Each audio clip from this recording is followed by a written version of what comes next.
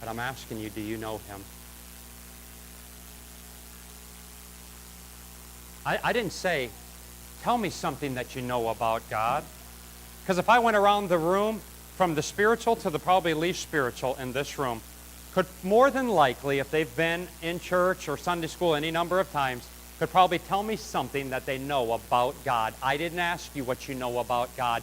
I don't care what you know about God any more than you care that what I know about God. What you care about this morning is, does your preacher know God?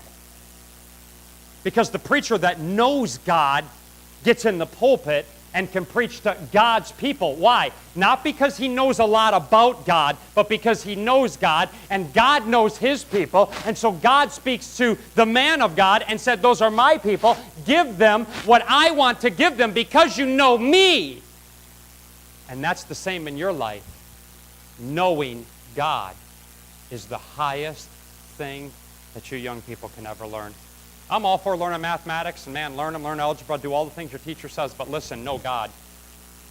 I didn't say tell me the 15 names he goes by. I didn't say tell me he's love, he's this, he's that. I said know him. Personally walk with him and talk with him and have a relationship with him, because that's what he really wants. Do you know God? He said, when I look and I estimate everything, I realize I devalue completely comparative. I gotta be done.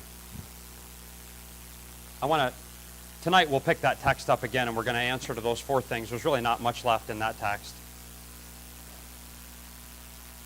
But he said, I lost it all to gain Christ. I lost it all to gain Christ. I lost my religion. I lost my relationship. Do you know that Paul's family would have nothing to do with him after he trusted Christ as his personal Savior? Because a Hebrew of the Hebrews from the Pharisees, those Pharisees would have mocked him. As a matter of fact, those Pharisees would put him to death. They'd lock him up. They'd beat him. Same guys that he used to hang out with, and you think it's bad because your friends treat you poorly because you want to live for Jesus. Suck it up, Buttercup. It'll be all right.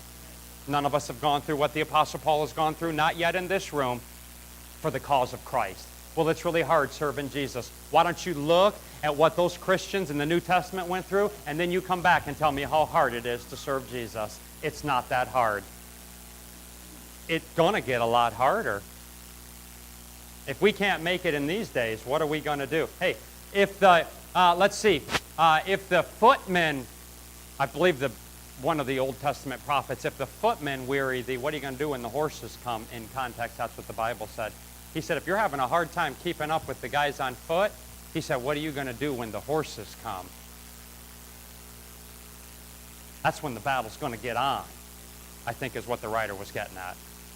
Do you know him? A relationship with him, knowing him. Are you saved? Every head bowed and every eye closed. I'm asking you this morning, do you know him? Does he